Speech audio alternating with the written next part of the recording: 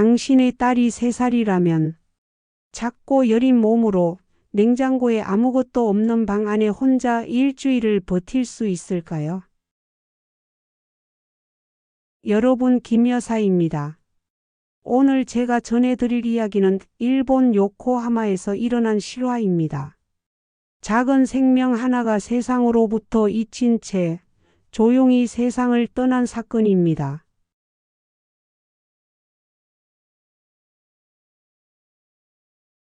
2020년 6월 일본 가나가와현 요코하마시의 한 원룸 아파트에서 3살 여자아이가 숨진 채 발견됩니다. 이름은 노아. 3살.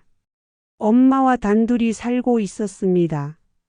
경찰이 출동했을 당시 방 안에는 에어컨도 켜져 있지 않았고 냉장고엔 음식이 거의 없었으며 아이는 침대에 쓰러져 있었습니다. 시신은 심하게 마른 상태였습니다.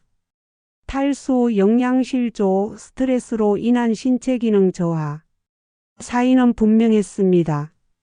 방치로 인한 사망. 아이 곁에는 누구도 없었습니다.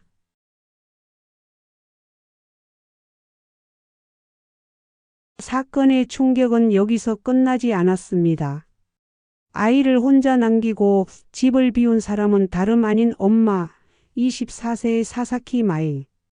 그녀는 딸을 방에 남겨둔 채 도쿄에 사는 남자친구를 만나러 8일 동안 집을 비웠습니다. 그녀는 여행 기간 중에도 SNS에 도쿄에서 즐거운 주말, 사랑하는 사람과의 데이트 라는 글과 사진을 꾸준히 올렸습니다. 딸이 굶고 있다는 사실을 몰랐던 걸까요? 아니면 알고도 외면한 걸까요?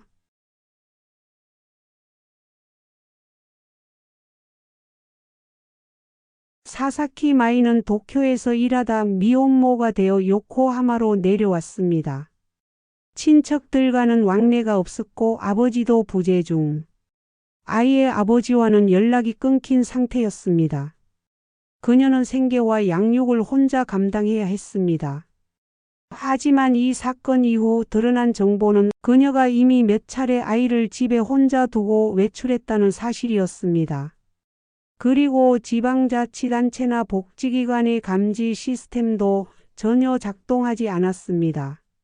그녀는 SNS에 자주 혼자라 외롭다, 도망가고 싶다는 글을 올렸고 육아의 무게를 이겨내지 못하고 있었던 것으로 보입니다. 하지만 그 외로움이 한 생명을 외면할 이유가 될 수 있을까요?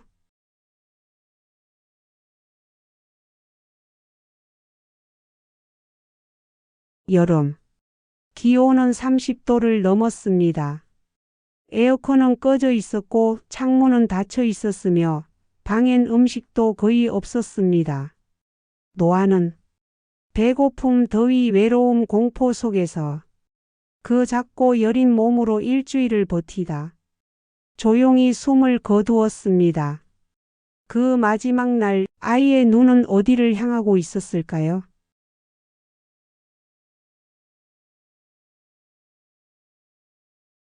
사건이 보도되자 일본 전역이 충격에 휩싸였습니다. 언론은 전례 없는 방치 치사 사건이라 보도했고 SNS와 커뮤니티는 이게 어떻게 부모냐, 엄마도 피해자인가? 라는 논쟁으로 들끓었습니다. 검찰은 사사키 마이를 학대치사 혐의로 기소했고 법정에서 그녀는 눈물을 흘리며 말했습니다. 혼자서 너무 힘들었습니다. 정말 이런 일이 벌어질 줄 몰랐습니다. 하지만 변명의 여지는 없었습니다. 그녀는 유흥업소에 출입했고 SNS엔 꾸민 외모와 데이트 사진을 계속 올렸습니다. 재판부는 징역 8년형을 선고했습니다.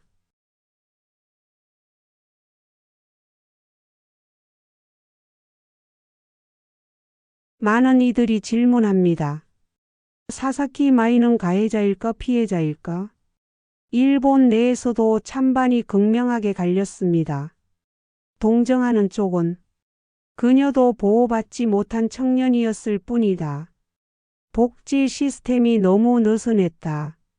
비판하는 쪽은 아이는 어른의 책임입니다. 3살짜리를 일주일 동안 혼자 둔 건 살인입니다.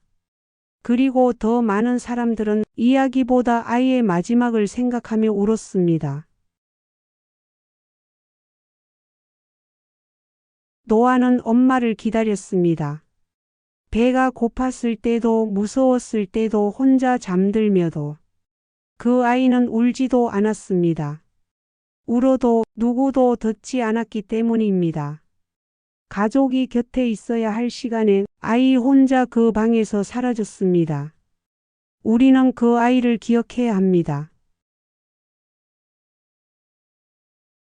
언론 보도 중 가족은 있었지만 함께하지 않았던 소녀의 마지막 일주일 NHK.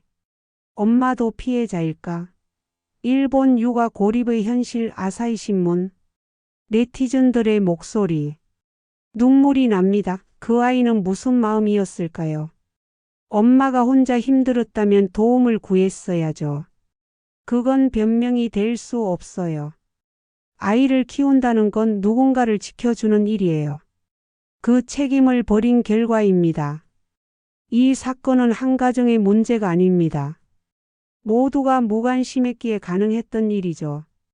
시민들 인터뷰 중 복지 공무원이 조금만 더 들여다봤다면 아이는 살 수 있었을 겁니다. 부모도 이웃도 국가도 아이 곁에 아무도 없었습니다.